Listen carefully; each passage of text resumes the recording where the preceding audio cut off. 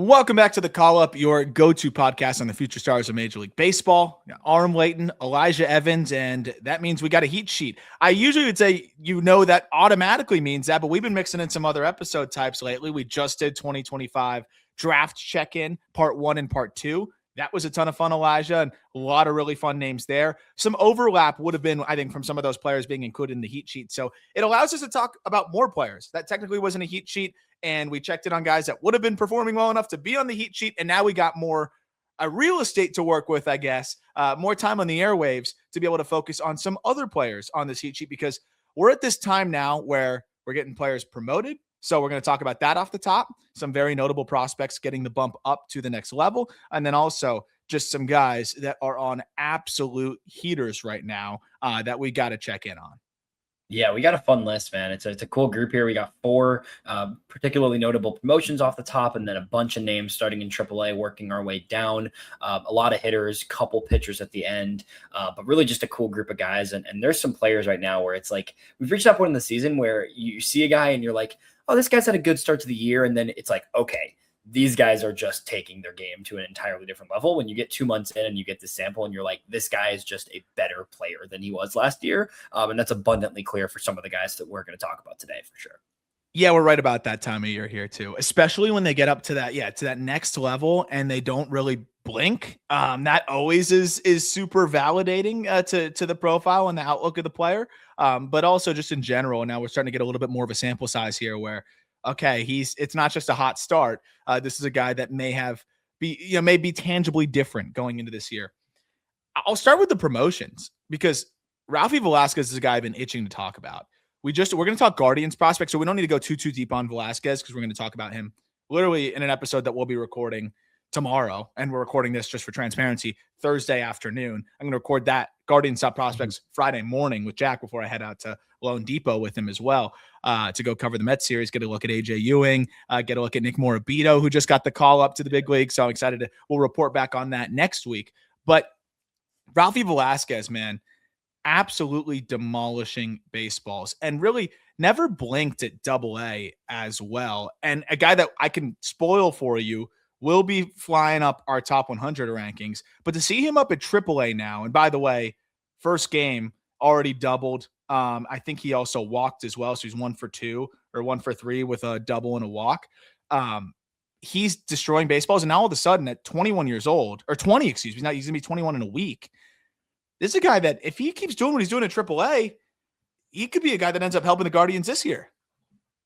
It's crazy to think about, man. I'm thinking about a 21-year-old first baseman potentially starting for a division winner. I don't think that's something, think about even Nick Kurtz wasn't that age and they weren't that competitive. Like, I'm not sure there's been that many players that have been at like that young at that premium of an offensive position for a team that's on pace to win their division. Like, he could get thrown right in the fire and legitimately help that offense. We've seen it with Bazzana. We've seen it with DeLauder, right? Like, they're riding a young offense and Jose Ramirez. And other than that, like, they're going to rely on some youth this season, and in a division that's, pretty weak overall, like their young guys might just keep pushing them ahead and keep that offense chugging. Ralphie's been ridiculous this year, man. He was hitting 317 in Double-A. The power was showing. The approach is continuing to shine. He's walking at an even higher clip than he was last year. And then he gets to trips, and he's, turning 21 years old next week in Triple-A. And like, I don't really think we're going to see him slow down much. No. And that's what I'm really excited about. It's just like seeing, I don't think he's going to blink. The last little piece, though, would probably be, can that approach hold? Because he could get a little bit aggressive in the lower levels. He's gotten better. Can he hold at AAA with that improved approach? Because the blend of hit and power is as good as anybody in the minor leagues right now, I think. And I think we're seeing that very clearly now. And, of course, you can play the game of, like, whose spot would he take? You figure that out, when you get there and everything. But at the same time, like, usually those things work themselves out. And if he just is mashing through AAA, you're going to find at bats for this kid. So I don't think it's a rush. Like, I don't think it would be till the second half or like later in the season, but he may just force the Guardians' hand.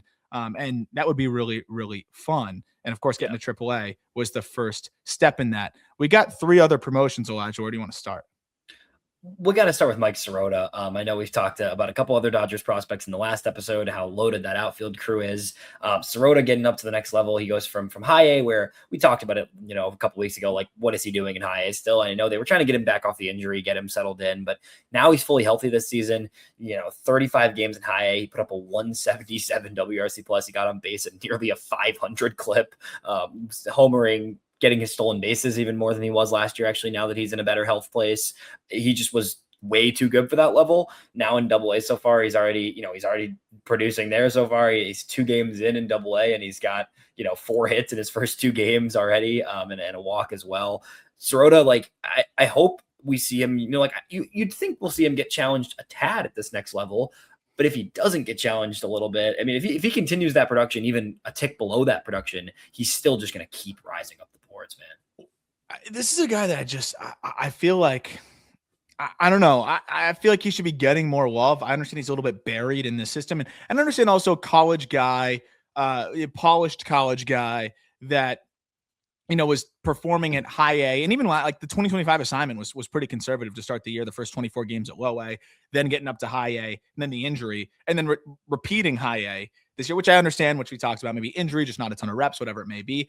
It's hard to assess, it's hard to get what you don't want to get ahead of yourself in a player like that. Cause we just talked about it with a lot of the 2025 draftees, like college guys, you want to see that hurdle of Double-A, but at the same time, the underlying data and just the peripherals in general, just also when you watch this guy play, there's just so much to get excited about that for me, it was pretty easy to shove Sirota up to like that top 50 prospect for us at the preseason. And that's exactly like what we have, I think, now, and what we're going to continue to see here at Double-A. Maybe he whiffs a little bit more, and that's going to be the interesting thing to monitor. And I'm excited to just keep seeing here, but he hedges that with like a really, really patient approach. Maybe that's the other aspect too. Like, is he going to be rewarded at the same clip by just not swinging? Because he also borders on the passive side. But the biggest thing with Sirota is he hits the living crap out of the baseball, like 37% swing rate. So that's going to be the thing to monitor. But 94 mile per hour average exit velocity. And I'm pulling up the EV90 on him. I'll get back to that in a second. But when you are super patient, hitting the living crap out of the ball, hitting it in the air, and then you bring plus speed and look like you play a solid center field as well, like this is a really explosive and fun and high ceiling player. Yeah, there's so much to like there. I don't even know, like, the positioning is an interesting aspect too with Sirota here, because you're looking at an outfield of Mike Sirota, Josue DePaula, Zaire Hope, and Kendall George as your top 4 outfielders on one roster in Double-A right now. I don't even know what they do with that. Like, is there a promotion coming for one of those guys soon? Because I'm like, I don't think you can not have one of those guys playing more days than not. And then Sirota's playing, he played some center still in high A, where I think maybe he's going to play center with Hope and DePaula in the corners more. George has played some center, obviously. Like, that's a ridiculous outfield, obviously. Yeah, I don't know. Like, I don't know. And is there going to be like kind of a revolving aspect of maybe moving some guys through the DH spot just to keep everybody in the lineup? Like, they're going to have to get creative there. But I could also see a situation where someone gets bumped up soon, but then you think, like, who would that be? You don't want to rush DePaula, who's just obviously settling into Double-A. You'll get some of the other guys. I don't think you really would rush Hope, and you wouldn't really. So I don't know. I think it's a really interesting wrinkle there. But looking at Sirota, by the way, I got the 90th percentile exit velocity. It's 108 miles per hour this year. So like, and I think it was somewhere around that last year. So to be that high when you are kind of a speed and patience guy, I think there's a little bit more whiff than maybe we would have thought coming out of the draft. But at the same time, it's come with so much power, and it's still a 75% contact rate overall. And I think when you look at last year, it was right around the same figure. So to be sustaining that this year is super encouraging. Again, the 12% chase rate, it's just crazy stuff. And it's all Fields power. He can air pull, but he will go backside, no problem. I think this is a guy that's going to keep rising. And it's going to be a really interesting clump there with these young outfielders with the Dodgers. Who do you rank where? We had Sirota kind of leading the pack there, or at least ahead of, at the preseason, it was ahead of Quintero. He was ahead of DePaula, but behind Hope, because we've just been so high on Hope since the jump. But he could be a guy that I think that'll be a more generally popular take the second he starts proving it at Double-A. Yeah, no doubt. I think it's all all the you could go kind of any way you want with those guys, and there's a case to be made, I think. But Sirota keeps doing what he's doing right now. Yeah, then again, the other guys are raking right now too. So who knows? That's why I don't do it. That's why it's your challenge to figure out how to stack those guys. That biggest thing for me is the defensive aspect as well. And like, we'll see like fully how that develops. And I'm excited to dive into the video a little bit more with him. But I just, even if he's not sticking in center, which I think he can and play a good center, like he's going to be playing a way better corner than the other guys. And that does obviously help if we're splitting hairs offensively. Yeah, no doubt. Another guy making a jump. It's always funny. I love seeing the skip a level promotions. Gage Wood is totally skipping a level here, which is interesting. Starts in single A, which clearly was not a challenge enough for a high-end college arm. He will skip over high A entirely and is going to Double-A Reading within the Phillies organization. I love this because I think we've talked about how Wood needs a little bit more pushback on his arsenal. He's a guy that's working on expanding the arsenal beyond the primary 2 pitches. Like that, there wasn't going to be that much pushback for him in high A after what he's been doing in single A. So I think it's cool that he's going straight to Double-A, and he's had a great start to the year so far, obviously. Yeah, he's got to just flip the glove up and throw the heater at low A. So it's good that he's getting challenged even at high A to potentially just be able to overwhelm those hitters too. And I think it's the right way to go about it with him. And the biggest thing is we've seen him filling up the zone. It's a 65% strike rate overall. I think the most encouraging thing is the fact that we talked about it early in the year, that the slider has been the focus. And I think that was something that the Phillies kind of made abundantly clear early. It was something that I heard, them talking about basically before he made his, I guess it was right after the pro debut, but before he made his season debut this year. So during spring training, and that curveball has always been there, but it's such a big pitch in terms of the break to consistently land for a strike, and it's going to pop a little bit more. So hitters, especially as you get to the big league level, like if the most common secondary off of this riding fastball is the curveball, I think there's going to be a cadence where hitters can start to lay off of that a little bit more. But when you have the bridge pitch of that slider at 86, the fastball at 96, and the curveball at like 82, I think it's going to make the curveball better too. And I think it was great to see him just right away make it a point in Wood to really lean into that slider. And it's been good. He's been sprinkling the changeup as well. That pitch is far off, but at least he's trying it. But I think the fact that he's got the 2 different breaking balls right now with the quality of the fastball, I mean, this is one of the flatter approach angles you're going to see. It's going to be a huge whiff heater. I mean, 36% whiff rate already. This year, I think those whiff rates won't sustain to that clip, but they're going to sustain because it's just such a tough heater to get to and get on top of. And it's so much whiff in the zone. It's going to speed guys up for both breaking balls. But just seeing Wood cut down already on the dependency, like it's 55% fastball usage. That's a lot less than he was even doing in college. He can get away with being a 50+% fastball guy if those 2 breaking balls are where they need to be. And the slider has been good. The curveball is always been good. So I think Wood's in a great spot here to continue to have success at Double-A. Yeah, that fastball's gross, man. It's such a funky angle and such a good pitch. It's just like you see him, he's mowing down guys, obviously, but I think you're gonna see him. I mean, I'm sure I'll have some ups and downs, but I still think he's in a good spot to at least maintain success in Double-A and not get blown up by any means. And there's also no rush, right? He's still, even while being a college arm, he's still just a young 22. He's gonna be 22 this entire season. So you give him basically the rest of the year, I'm guessing, in Double-A, and maybe they push him a little bit further at the end of the year, but you probably let him just go at that level and just continue to work on maximizing those pitches there. Yeah, who knows with the Phillies? Like the interesting thing with him is he could be a guy that like late in the year, and there's still some reliever risk. I think he's chipped away at that a lot with the 2 breaking balls, and again, just the success he's having with the slider. But this could be a guy that he gets to a little bit of an innings limit anyways, and maybe the Phillies end up throwing him in the bullpen as they try to make a run late in the year. You put that heater in the bullpen with the slider off of that and the curveball, and Gage Wood could end up being a nice little piece for them. Could be gross. Could be really gross. The last guy we have in the promotion side of things, we talked about a lot last week or 2 weeks ago, maybe. So no need to go too deep on him. But Seaver King, man, it's been an entirely different player this season. So cool to see his development. We put out a good reel on that recently too. He just went from a guy who had a really rough first pro season to what has looked like an unbelievable second pro season. Starts in Double-A this year, and the 23-year-old, recently 23-year-old, is now in Triple-A. Already had a nice 2 games to start his Triple-A career. And honestly, the way the Nationals are trending right now, I think we could see Seaver King in the big leagues this year. Yeah, there's going to be some competition in that infield. And I do wonder because we just saw Brady House sent down, and I think a big reason for that was the defensive struggles. Actually, I didn't think he was that bad offensively, but I think the combination of the 2. But really the defensive aspect, which is crazy because Brady House has been a great defender. And now you've got, we're going to talk about Yo-Yo Morales and the way that he's been hitting it, swinging it a little bit there. They already brought somebody up as well. And then Seaver King swinging it. I know that it's really lofty to hope that any of these guys are going to be anything close to CJ Abrams, because CJ Abrams is an established, right now, especially in the first half of every year, all-star caliber player, but at least established above average regular is what he is in the aggregate. But they could get a haul for him, and all of a sudden they've got this crowded prospect situation. And maybe that's something that the Nationals explore here as they look for, just building sustainable winner here. But at the same time, like, you could extend Abrams and see what you want to do long-term with Seaver King. What I like about King is that the tools were never a question, right? Like, he was always, this guy can run. He's got crazy bat speed. Defensively, we'll see if he can be short-handed enough, but he has a tool. He's a rocket for an arm.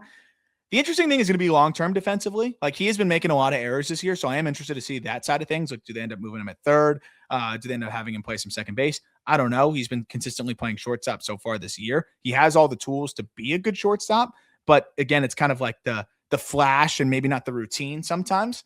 Regardless, the very clear thing, and we talked about, is just that this is a significantly better approach.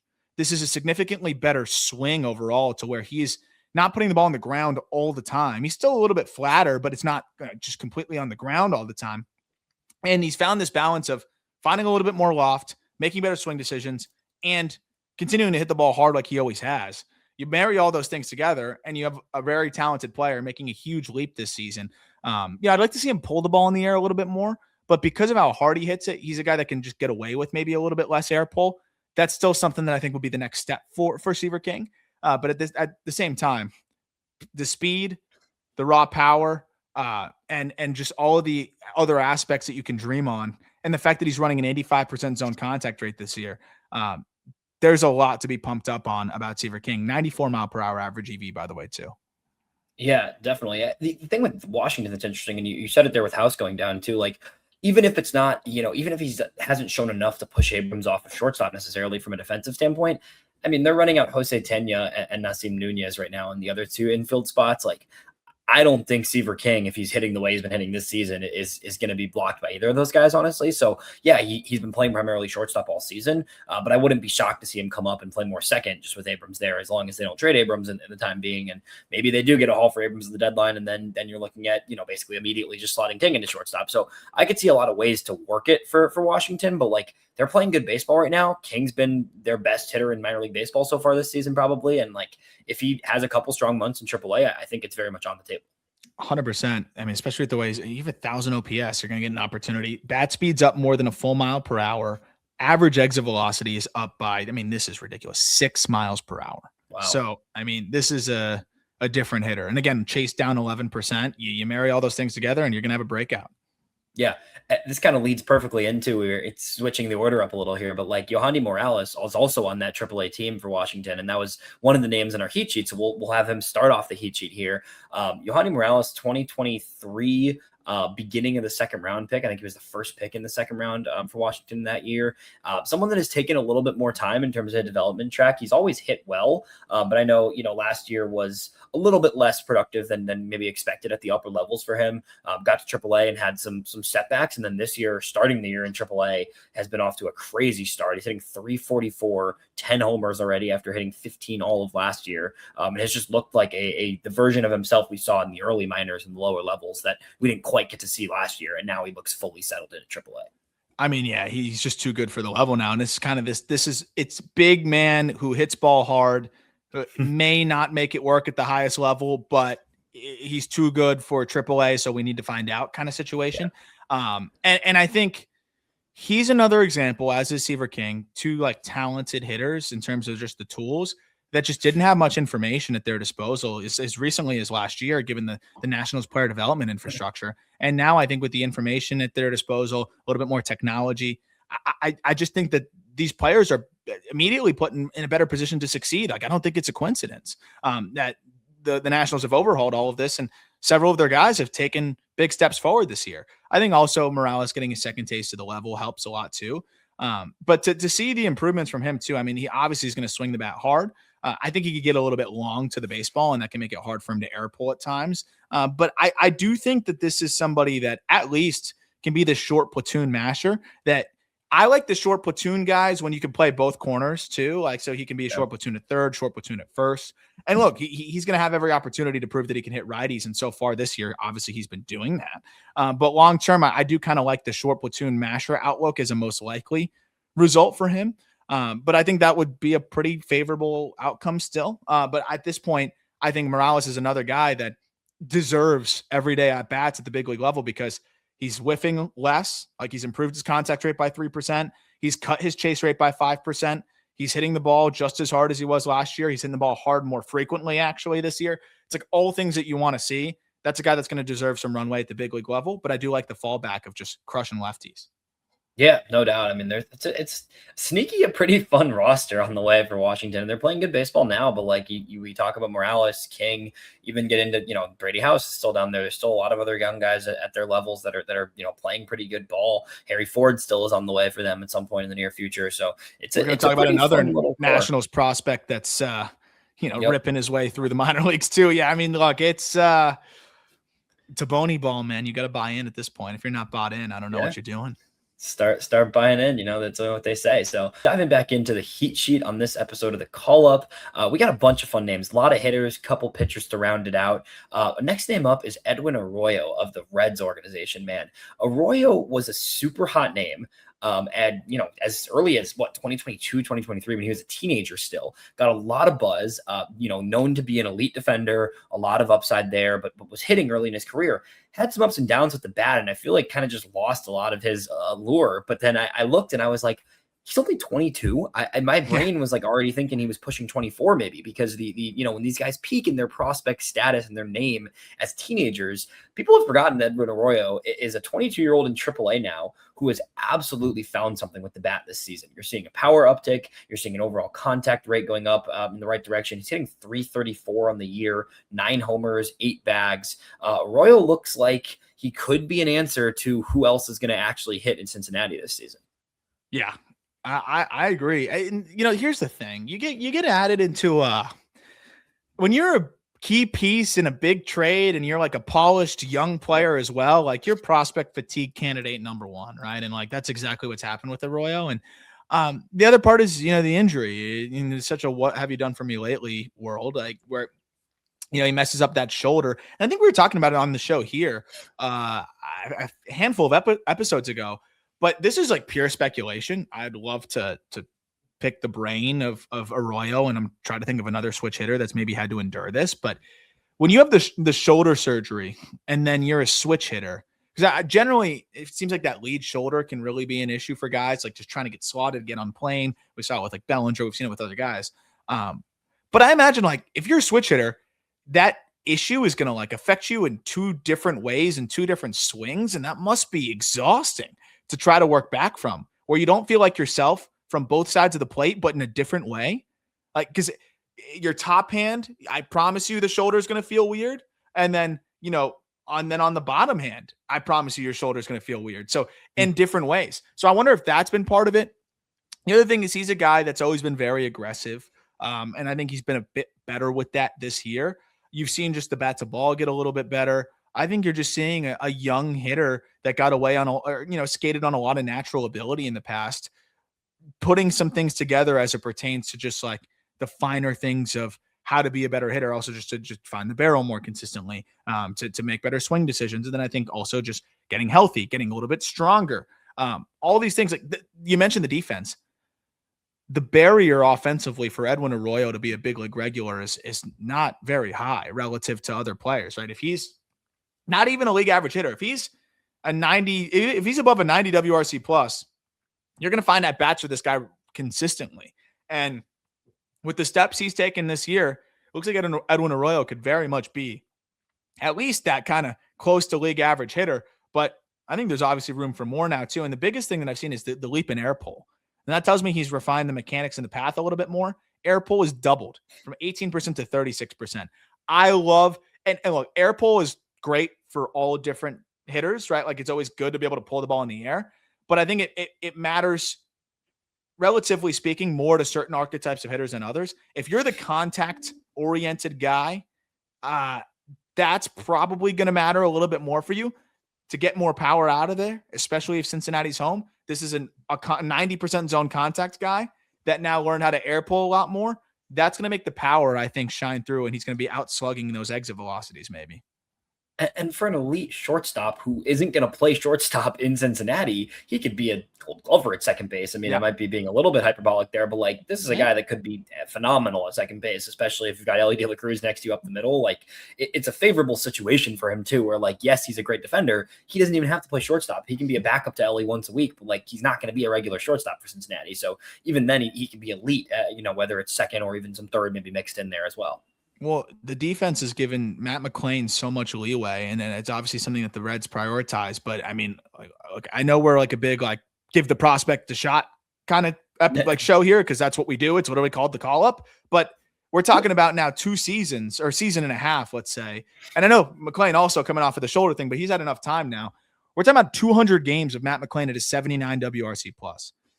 If Edwin Arroyo's a 90 WRC plus, I think the defense will be even better. And there's a real scenario where he's just a better option than Matt McLain. And I wouldn't have expected that a couple years ago.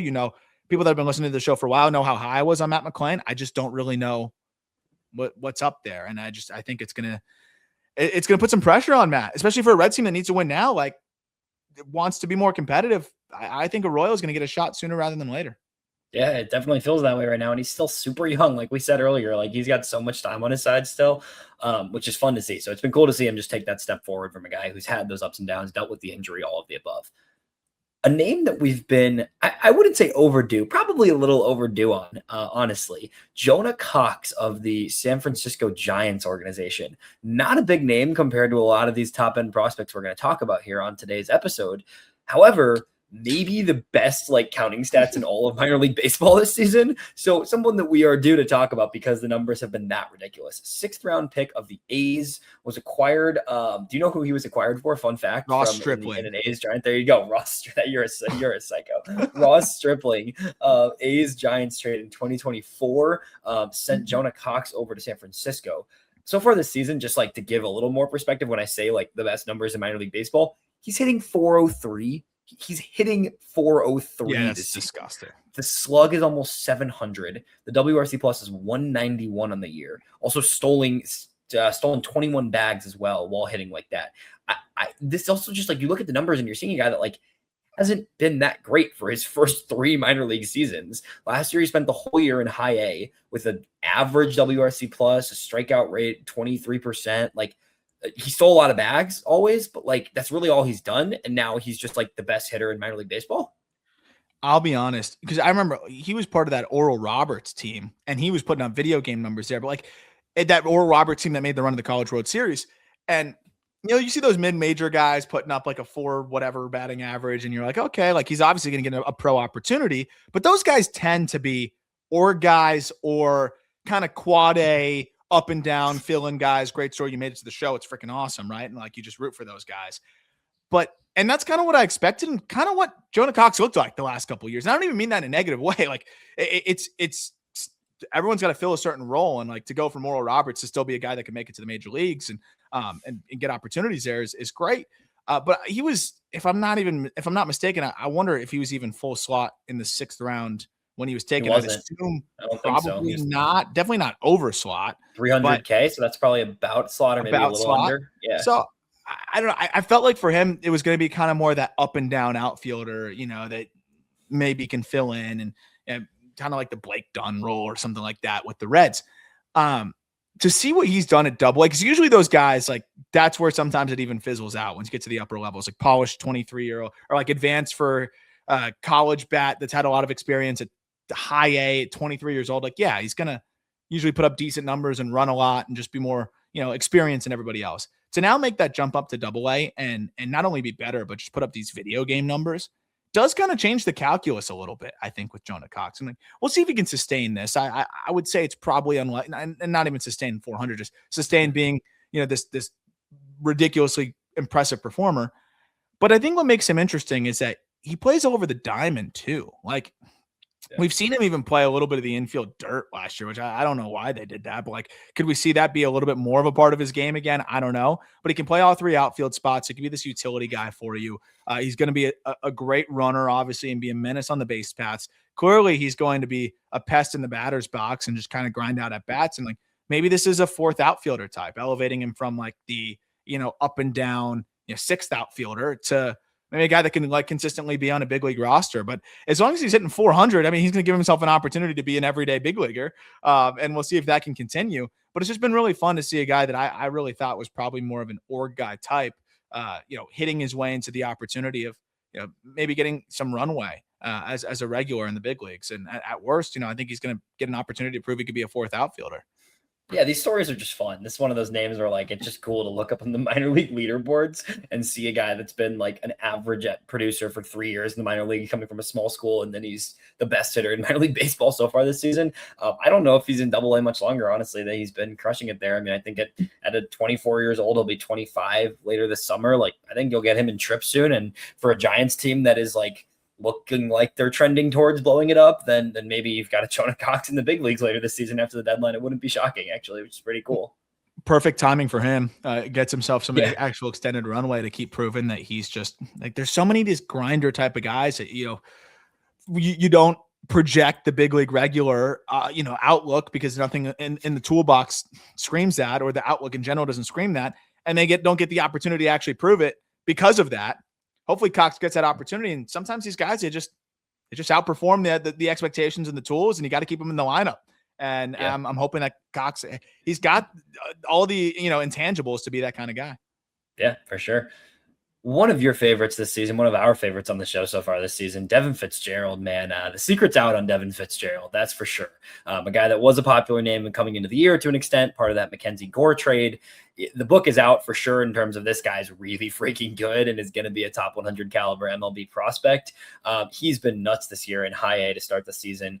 36 games on the year. He's getting on base at a 423 clip, 169 WRC plus. He's walking just about as much as he's striking out. 11 homers, 11 steals. Also, like, for reference, last year, like, he was hurt most of the year, but like it was less homers, it was less pop in the same amount of games basically he played last year. Now he's fully healthy. He's just 20 years old for the majority of this season. DFG, man, it's been fun. Yeah, I mean, it's awesome. I mean, again, we labeled him as a breakout guy going into this year. Like, he'll be on the top 100 update for obvious reasons. I mean, what was it? The 8 homers in 10 games or whatever it was, something crazy like that. What's fun with him, and I've seen the McGonagall like comparison thrown out there, and I like it through this lens, is he maximizes his production in a similar way. McGonagall's on a different level. I just want to pour water on that here, and I hate that because we're talking about like, this is what happens. So like, player plays really well, we get carried away, and then it almost becomes like we have to like recenter the conversation on this guy, and I feel like I'm pouring water on a really exciting time. Devin Fitz-Gerald is going to be a big reason why this, and we've talked about the Mackenzie Gore trade, is going to age well. Devin Fitz-Gerald is a guy that maximizes all of his tools because, one, he's just a baseball baby. His dad just won his 6th straight state title here in South Florida and coached Roman Anthony and Kobe Mayo and Jesus Luzardo and on and on and on. I think he might have even coached Rizzo too. I don't know if they overlapped. Fitzgerald has played with those guys. Fitzgerald has grown up around big leaguers, and you can just see it in the way that he plays the game. The way that I do see the similarity with McGonagall is the intangible side, but then also the biggest thing is the ability to hit the ball hard in the air consistently. And like the biggest thing I always talked about with McGonagall was like his hard hit launch angle, where it's like when McGonagall was hitting the ball the hardest, he was actually hitting it in the highest, I guess would be the best way to put it. With Fitzgerald, it's the same thing. And usually for these small guys, when they're hitting it the hardest, it's usually more flat swing and it's harder on the ground. Right? The higher EVs are going to be more on the ground. The average launch angle on hard hit balls for McGonagall was like north of 20 degrees. And you see something similar with Fitzgerald, where like when he's getting his best, most powerful swing off, it's also correlating with backspin in the air. And that's something that, yes, you can teach, but to like a certain degree. And some guys just have a natural ability to do it. And Fitzgerald is just, again, cut from that McGonagall cloth. So I think it's like McGonagall light, and I think that's amazing, right? Like that could still be an above average big league player for a long time. But I think people are getting carried away with like the power production that you're seeing right now, and maybe falsely comparing it to McGonigal. McGonigal's EVs were better, and McGonigal's bat speed was better. But that said, this is a switch hitter with a great feel for the barrel, with a great approach, not quite McGonigal level approach, but really good approach. And then this borderline unteachable ability to get his best swings off while backspinning them into, the pull side or wherever it may be. I don't know, man. You said McGonigal light, so I don't know. I might have to hold you to that one. But no, I mean, it's really impressive. It's a unique tool set. He's also playing all three infield spots. Like, he's gotten reps all over the diamond so far, and I think he's a guy that will seemingly continue to. Maybe he's not a true shortstop, but and again, I mean, we're seeing McGonigal play a lot of shortstop at the big league level, right? And we were talking this time last year about many players, not just McGonigal. There's a lot of players who have that, like, yes, they could survive at shortstop. Are they going to stick there? Actually, we'll see as he progresses. He's still in high A and he's 20 years old, so there's plenty of time. If it's not, though, it's still a very valuable player from the overall tool set standpoint, even if it is third base or second base in the long term, right? Yeah, I think based on like the physical attributes, I see a second baseman, but a lot of people were screaming the same thing about McGonigal, and I kept reminding them, like, yeah, but he has the instincts. He gets the ball out quick. He's going to make it work. Yeah. Fitz-Gerald could do the same thing, to where he may grade out slightly below average, but make himself competitive enough at shortstop because he gets the ball out quick. He reads hops well, and just, it's just an instinctual baseball player. So I'm really excited to see Fitz-Gerald continue to develop. And again, this is a high probability big leaguer that, it'll be a question of how high the ceiling is. I think that's where people are maybe getting a little bit carried away right now, but this is a really good baseball player and a really good prospect. For sure. Got a pair of Rays. I combined them because they were both on the same team and absolutely mashing. Theo Gillen and Emilien Pitre. It was the one we haven't actually talked about in this show. I don't know, ever, definitely in a while for sure.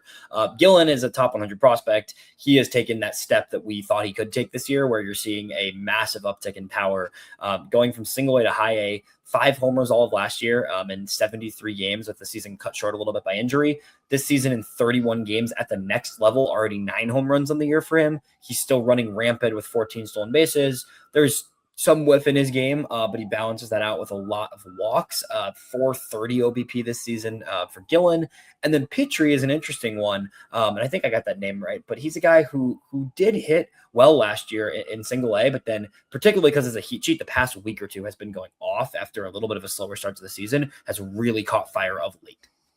Yeah, I mean, Gillen, man, he was, I think we had him higher relative to other lists going into the year. And I mean, it's funny with him, the defensive video is probably going to be the decider of like how reckless we get with how high we can push him up here, because I think offensively, I mean, there's not much more you want to see from the kid. Again, we saw, I think, the contact skills there. He's striking out, like you mentioned, a little bit more than you'd expect, but the underlying components, I think, point towards him being able to chip away at that. It's an 83% zone contact rate. It's 76% overall. I think he's still just learning how to navigate his approach. He's patient.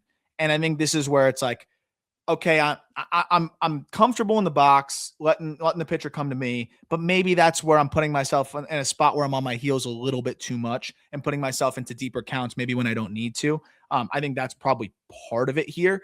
The other side is like he's crushing mistakes and like hanging breaking balls. That's why the numbers against breaking balls are really good, but the contact rate does tend to dip against secondaries a little bit more than you'd like to see. So you get deeper into counts, and then you're seeing more secondaries that may result in a little bit more whiff against, better pitchers. So that's just something to monitor here. He's also OPSing 1201 against fastballs. So that's just ridiculous. This includes cutters as well. I think that's the next phase, is just hitting those breaking balls. But remember, this is a high school, draftee, missed some reps last year and is already showing us a ton more power this year. I think there's a lot to be pumped about with Gillen. And I think he can be a monster with the power speed combination now to dream on with the good enough bat to ball is really fun. It's going to just be a question of a guy that was more of an infielder as an amateur. What's it going to look like, out in the outfield? He's got the speed and the arm to be solid out there. So, it'll be fun to see how he develops that way. If he's an above average center fielder, whoop, we're going to be bumping him up pretty high here. Yeah. Pitre is just another guy, really good bat to ball. I think finding just a little bit more juice that has allowed him to slug more.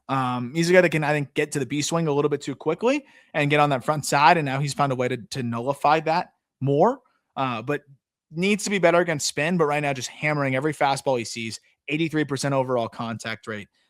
Patient enough, but I think the recognition of spin is limiting him some. But he's clearly taken a big step forward. This guy that raked in college and was trying to translate it professionally, and I think he's taken a big step in doing so this year. Yeah, his past 10 games hitting over 400 after a bit of a slow start to the year. So cool to just see him taking that step forward. But really, Gillen here is the one with Tampa where you can get a little bit lottie with your expectations you're putting on a guy like that, because it's such a fun offensive profile and has the tools to be a legit center fielder. If he's an above average center fielder with what he's doing offensively right now, you can start to really dream on one of the better hitting prospects in baseball. Without a doubt. And that's what I'm excited about. That's going to be one of my favorite defensive dives I'm probably going to do in the next few days as we're working on this top 100 list. Yeah. Next up is a huge name, Alfredo Duno, man. You put something out yesterday on him, I think on Twitter, where it's like, I think 8 homers in his past 10 games or something like that. It's absurd. 7 in his last 7. 7 in his last 7. There you go. Correct. That is ridiculous. Alfredo Duno is a 20-year-old catcher and is looking like a legit top 20 prospect in all of baseball right now. We saw it last year in single A. It was like, all right, let's see it in high A. This year in high A, he's doing more of the same. 9 homers already. Like you said, 7 in his past 7. The walk rate is super high like it was last year. He's actually carried over basically the exact same walk and strikeout rates from last year, nearly 20% of both of those. OBP is over 420 right now. Like lately has just been an absurd heater, like the definition of a heat sheet name, I would say. Oh my gosh. Yeah. It's funny, like watching him in the box. I know he's more patient, and obviously this is just ridiculous like comparison, but just watching him swing when he gets it off, I'm like, that was like Salvador Perez. It's just the power to the pull side and just the bat speed, but also the athleticism that he has for like he's listed as 6'2", 210. I wish we had like actual listing. He's got to be like 6'3", 240, but like moves really well, 230. He's a really unique athlete. But with Duno, like, contact rate improved, swing decisions keep improving, hits the living crap out of the baseball. And I mean, we already saw this year a new max exit velocity. He posted a new max exit velocity in the same day. I'm trying to figure out the best way to phrase this. So new max EV on a double, 112.5 miles per hour. And then he matches, and that was like on the 8th. Then he matches that max EV on the 19th with a 112 mile per hour homer. And in that same game, he actually exceeded that EV on an out. He lined out 115 miles per hour, a crazy grab by the left fielder. There was like Alex McCoy in left field. So we're seeing the EVs jump up here now, where his 90th percentile exit velocity is up 3 miles per hour. The contact rate's up 3%. The air pull, this is a guy that like, he doesn't need to air pull, but if he's found the ability as a bigger dude to be able to have enough space to get to the pull side in the air consistently, now you're like 30 plus homers. You start thinking about that. I think you'd even dream on more than that. I don't know. The sum of these parts becomes really, really exciting. And then I really think he's progressing defensively. And it might be a little bit of like the slow roll, like the bats ahead of the glove Basayo situation, but he's got a rocket for an arm. He moves well behind the dish. And if the bat's this good, like you're going to be patient on the defensive side of things. I feel like Duno's got to be due for a Double-A promotion sooner rather than later, even though, he just turned 20. It's pretty crazy stuff. And I think I was going to get on the defensive aspect, and you hit on it there a little bit. It seems like that's really the only thing for him to answer. Seems dramatic, like just only thing for him to keep kind of proving with time, right? Because it does seem like the offensive profile, it's really hard to find a single hole in it right now. And he is someone that if he's lifting the ball to the extent that his power can match, and he can be a 30 plus homer catcher behind the plate. And then, then it's just about if he can be at least an average or better defensive catcher. I mean, this guy turns in above average run times down to first, like a lot of the time. Stupid. Makes no sense. It makes no sense. So with that athleticism and that arm, like I'm going to give this guy every single opportunity to prove that he can be a solid enough catcher, and I think he will. Yeah, and we'll see. We'll see what happens from there. Another catcher going over to a different organization in Texas. Malcolm Moore is an interesting name. Was a first round pick and back of the first in 2024 by the Rangers, and his season as a whole has been good. But I looked at previous 30 days for Malcolm Moore. Malcolm Moore is hitting 427 over the past month with 16 extra base hits. This is since April 20th, give or take, so exactly a month now in that time frame. He's been crazy. And this was a college guy who's in high A. So you know, it's been a little bit of a slow track, and you kind of would think a guy at that level would maybe be at the next level. But last year he wasn't great offensively. This season, the offensive game has jumped up multiple levels so far for Moore. Yeah, it's like a relative thing, right? Like, because with Moore, it was a guy that it's kind of an afterthought for me. At least I was just like, okay, bat first catcher that, you know, is not really hitting.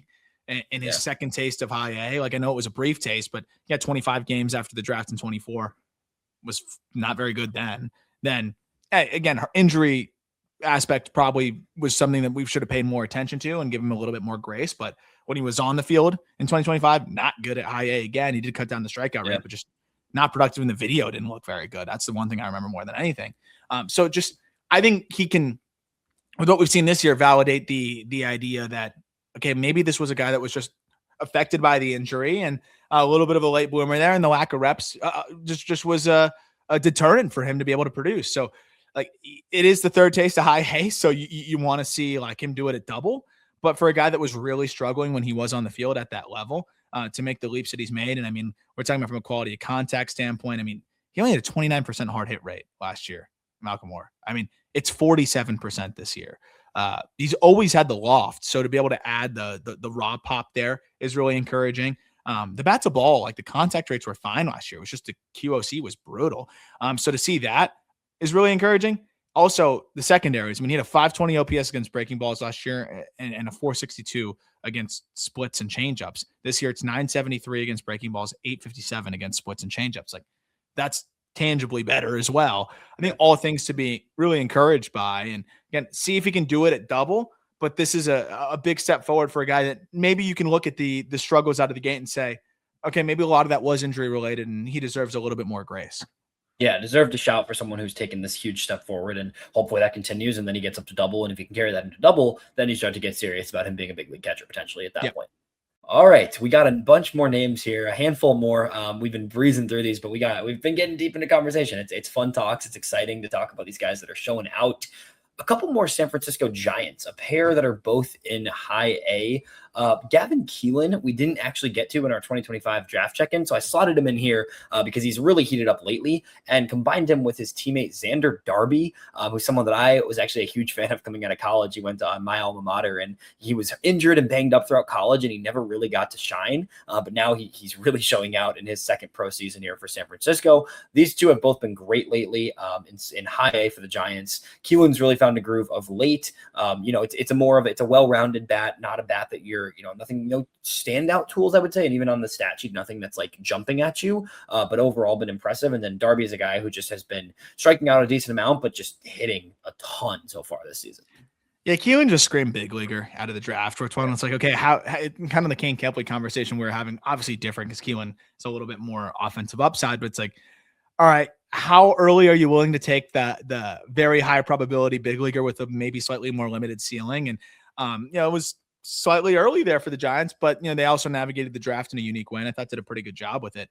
With Keelan though, like I think he ends up playing second base, but this could be that offensive minded, above average second baseman, especially with the left-handed bat there. I think he's really interesting. The thing I always liked about him out of the draft was like you had good bat to ball, like average raw power that then was well seasoned by really good batted ball angles. And we've just continued to see that professionally as well. Where I think you can look at that profile and say, okay, well, that's going to translate probably to an above average big league bat pretty easily if it all works out. And I think you have this higher confidence interval in it working out for him. I want to see another guy with the polish.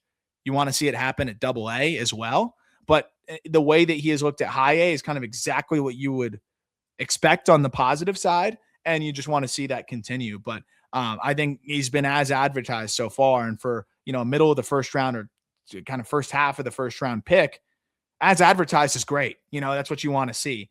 And then with Darby, I think a little bit more swing and miss, but for a guy that was, I mean, the 12th picked in the 12th round in 24, like I think getting this kind of output, especially after he struggled at the end of the year, getting that taste of high A last year, Darby, to just be demolishing baseballs the way that he is, I think is exciting in itself. He's already hit a home run 111 miles an hour this year. It's kind of this like unique short swing that it has, like it's geared for loft. So you can kind of golf balls out of there. I think it results in some struggles at the top with four seamers, but also you can see some potential juice in there. I don't know. A guy I'm definitely excited to just watch a little bit more of and see what's in there. Yeah. Not to go on too much of a tangent of my UCSB guys, but that season there was 7 hitters from that College World Series appearance team that got drafted. Going into that season, Darby was supposed to be like the 2 of those 7. He was looking at, 5th. I was seeing 5th, 6th round looks at him. Had some injuries that whole season and really never got going in his 3rd season of college.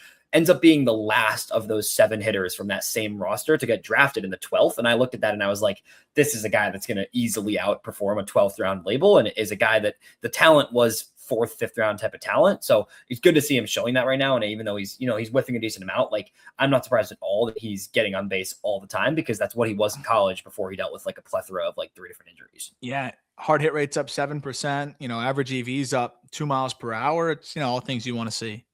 Yeah, 100%. One more hitter, and then we got a couple arms here to wrap it up. Felnin Celesten, man. This is a fun name because he was a high pedigree international guy, someone that we were very excited about. Last season was rough. It was, in single A, it wasn't terrible, but there was some ups and downs for sure. He got up to high at the end of the year and struggled there as well. This season, he has ticked up in a huge way. He's hitting 346 so far, still just 20 years old for this entire minor league season. So really young guy who got a lot of hype, another name that got a lot of hype early as an 18-year-old and is now finally settling into affiliated ball now. 4 homers out of the gate, 8 stolen bases. You've seen the strikeout rate come down a bunch, which is good to see. The walk rate is up. Celesten just looks like he's more comfortable as a minor league player than he was in his first full year last year. Yeah, I mean that's for sure. And I think the frustrating part is the glove, though. At the same time, like I don't know what the deal is at shortstop. That guy's been an errors machine.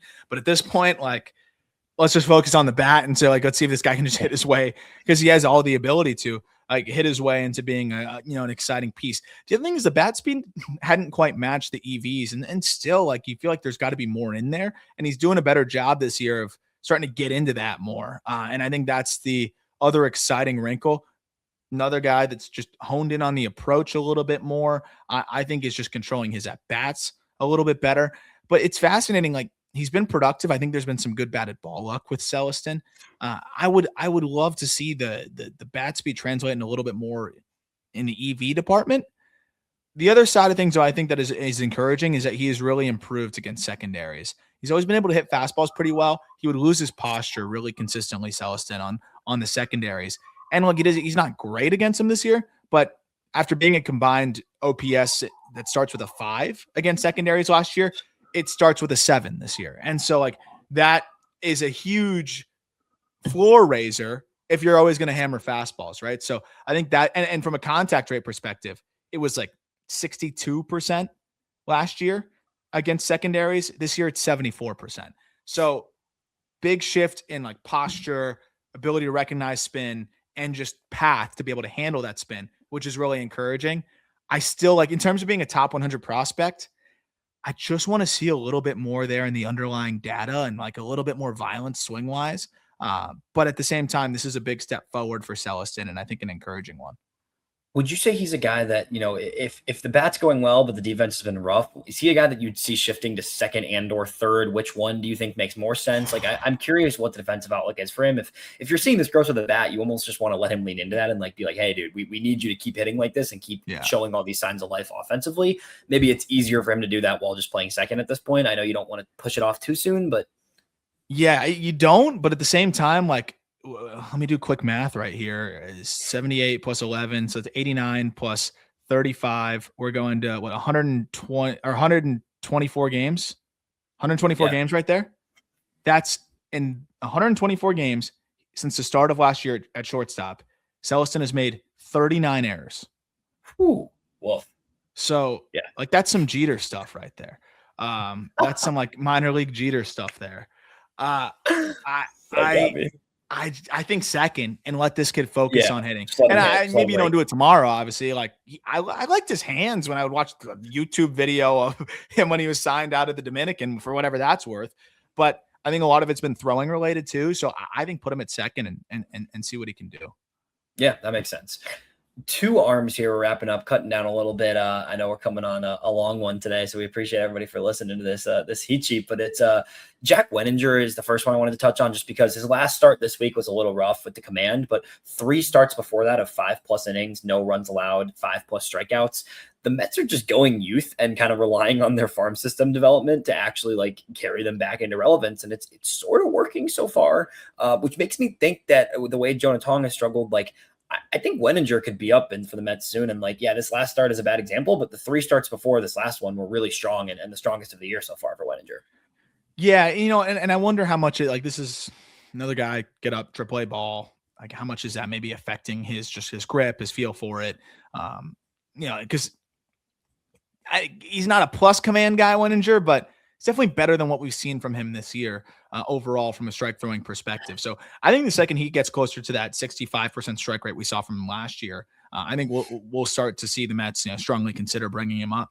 But I do think some of it has to probably do with the fact that Wenninger just hasn't quite had the same feel or grip on the baseball that he had last year. The other interesting thing is that the fastball's down, like the 4-seamer's down, not a full tick, but about 0.7 miles per hour, which I thought was a bit surprising and something to just like, I don't think it's a major concern, but just, okay, command's not there totally, and he's not throwing as hard as we've seen him in the past, but I think the last couple outings has been creeping back up again. So I think that's the, more encouraging aspect of it.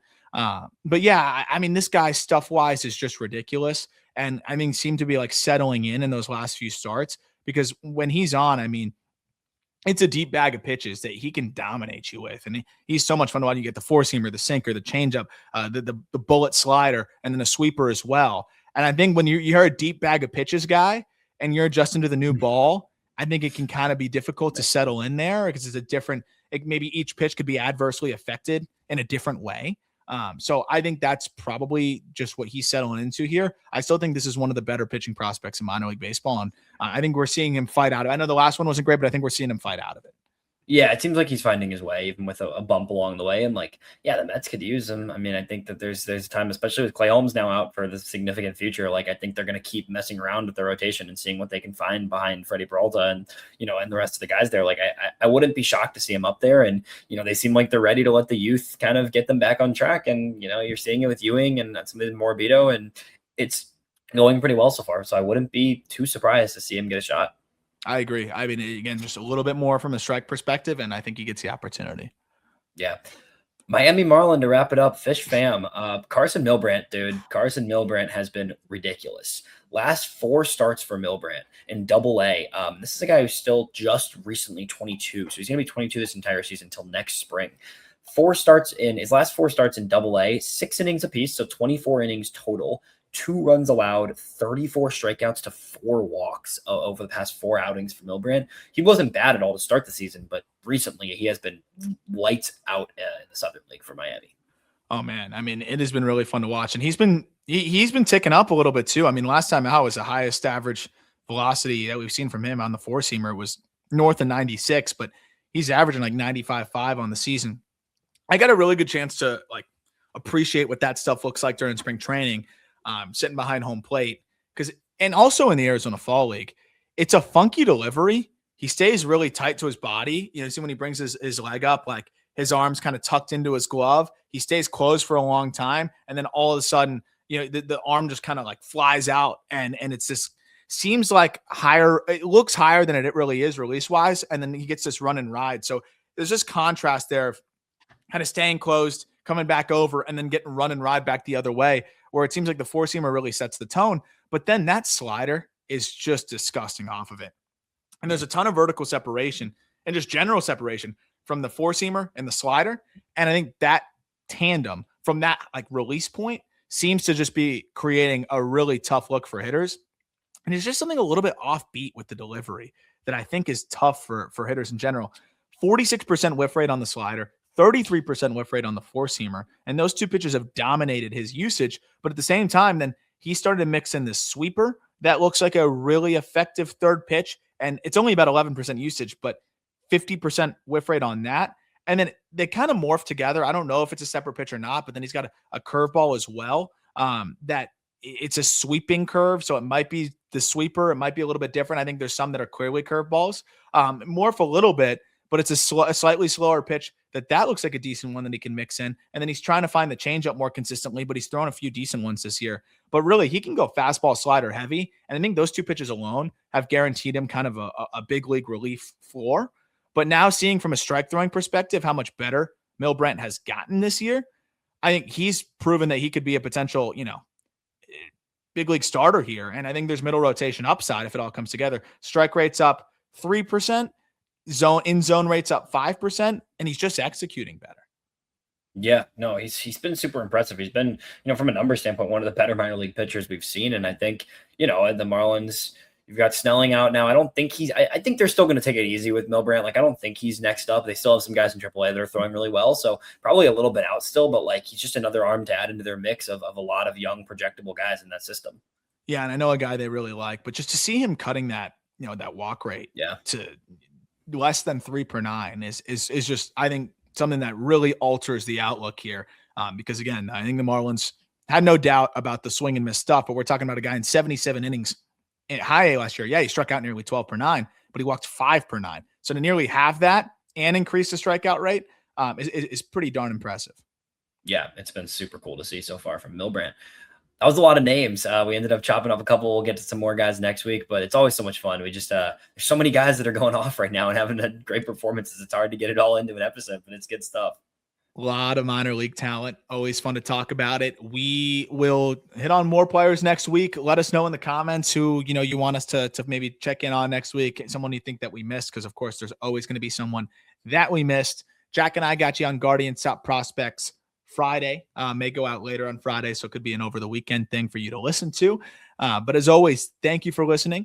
Look forward to talking prospects with you later this week onto the weekend. And by the way, reminder to check out Just Baseball Breaks. Link is in the episode description. As we're recording this, I'm going to go live in an hour doing a break. So I probably would have already done it by the time that you hear this. But be sure to follow the store on Loop. The link's in the episode description, so you know when we're going live. We're ripping a lot of Bowman. Trying to price it as competitively as possible. I'm going to try to do some breaks as much as I can as well. But our guy Jackson is awesome. We're doing Bowman Draft, 2026 Bowman. Keep an eye out for that. Would love to have you in there and having some fun with us. I'm always, talking prospects in the chat, even if I'm not actually in the break on video. That'll do it. We'll talk prospects with you tomorrow.